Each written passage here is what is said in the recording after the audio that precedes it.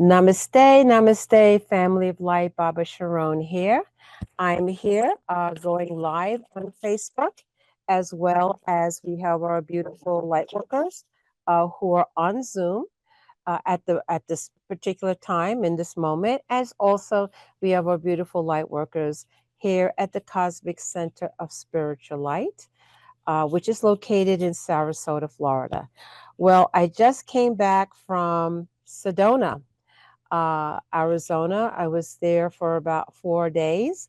And prior to that, I was in Phoenix. I attended, along with 11 people from the Cosmic Center, the Academy of Future Science Easter conference. And with the exception of that one year, 2020, with COVID, I did each and every one of the conferences. And it's very, very powerful. You know, one of the things I notice, I usually, for some other reason, I get a thought form or a vision comes in. And I noticed for this for the past couple of years. So, for example, one year I saw very clearly like a door, like a dimensional door, and they have this actually in Egypt. They also have one in Amaru in Peru. And it's like you see it's a door, an outline of a door, then another outline of a door, and they get larger and larger. It's like to go in. So I remember seeing that vividly one year. This year is really kind of funny, but I'm going to tell you what I saw. And there is going to be a movie that's going to be, it's been released actually.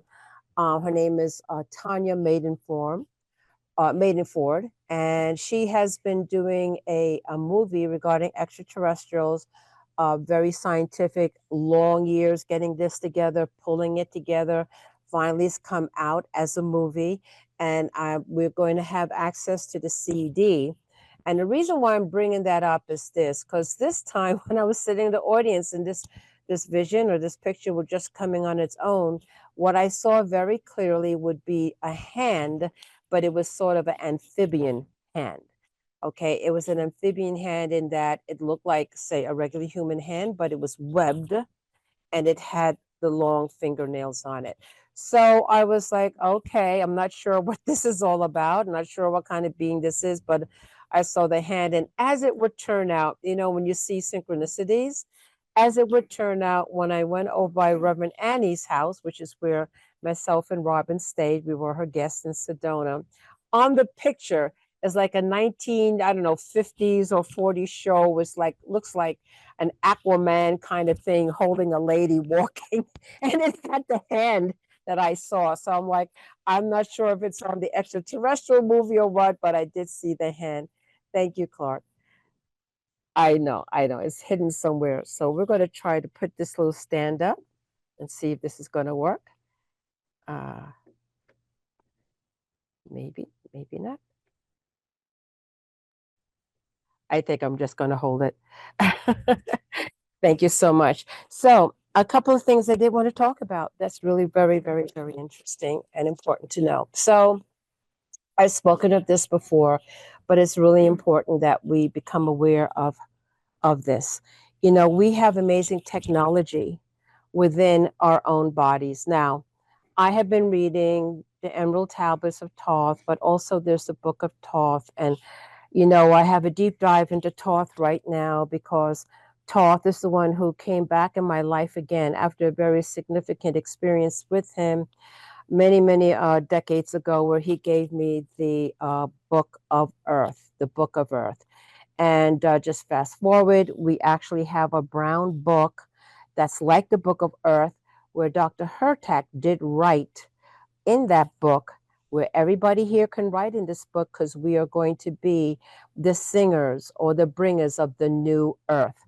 Very synchronistic in all of this. But getting back to Thoth, decades ago, he gave me the Book of Earth. It was shocking when I read it, or how it came to me, spoke to me emotionally. It basically just knocked off the rose-colored glasses I had on regarding the planet and what was really going on. Fast forward now, he's back, and there is a divine directive, which we have on our website. And for those of you that may be interested, to go to Arkansas. Arkansas, why? Hot Springs in particular, because it has a huge, huge crystalline basis over there. And there is a connection to Atlantis with that, as Florida is connected to Atlantis. So this is a whole Atlantean thing that's coming up again, which is still imprinted in this timeline. Many of us still have this strong connection to Atlantis. We still have trauma from Atlantis. We have insights and wisdom that's locked within our DNA that we can activate. And I really do feel, and I've had many other places to ancient sites like the Puma Punku, and to the crop circles and other places around the planet and in Egypt, is not only to receive codes, but to activate and give codes. There's an exchange. And so there was a request saying there was an imbalance still in this timeline from Atlantis, and that there's a natural progressing of things starting to go again parallel, just like Atlantis. Now, the goal over here is when we reach this pinnacle point, is for us to make that ascension, is for us to do that and not kind of fall like Atlantis did. If you look at what they say about the mythology of Atlantis and how we are now, very similar, very, very similar with the technology, things getting corrupted and so on and so forth. So, saying all of that, Toph and others are here about this is a very critical time in this time space that we find ourselves in, that we have an opportunity to really make this quantum, not just for ourselves, but the entire planet. This is a planetary ascension. It's a big deal. All right. It's a big deal in that this has been the prayers and the harsh dreamings for aeons of time for this to happen for some. There's also those that say, we don't want this to happen, and we have another timeline that we're pushing forth. So there is sort of two agendas right now. And one agenda is going to be what I would call the tech agenda, where, we can be like cyborgs maybe and enhance our biology with technology. The other option is our internal biology that has the codes in the DNA. They simply need to be turned on. So anything that technology can do, we can do within our own cells. And so it would require us to really begin to get very serious about our spiritual path, do those things that, your higher self will bring to you, your diet, your exercise, your study, your meditation, your sun gazing, your, being quiet and not talking, whatever that is to move you along your path to start to turn on those parts of yourself that have been dormant. Now, I will tell you this. In terms of physiology, right now, our physiology, our bodies, okay, are responding to and reacting to the energies that are out there. As you begin to make a commitment to vibe high, and that's it. If you see me and that's my mantra: vibe high, vibe high, vibe high. Yes, you cannot be ignorant of what's going on in the world. Absolutely. But you have to be so super discerning and filter, filter, filter. Okay. Extract what you need from it. But you have to remember that you're not a sponge just absorbing this. Okay. You have to be in your sovereignty. You have to discern what you allow in and what you don't. That's real important.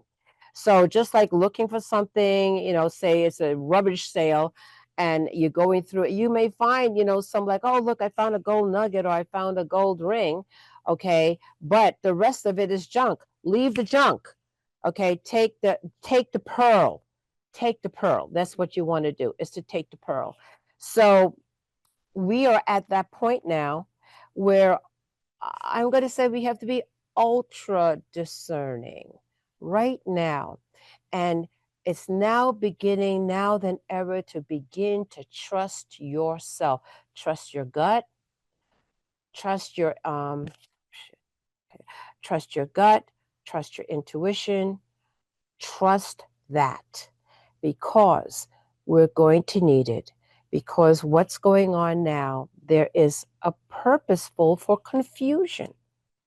Confusion is an agenda, and confusion is out there. And so the first thing you just say, I'm going to be, and I'll tell you how Melchizedek said it for me. He said, breathe and put one foot in front of the other. In other words, be in mindfulness, being the now, being the now, and just make that connection as strong as you can, because that's going to give you discerning. Right now, you have to question everything if you begin to know what this world is all about. You're like, who put this construct together? Who did this? Is this a loving God?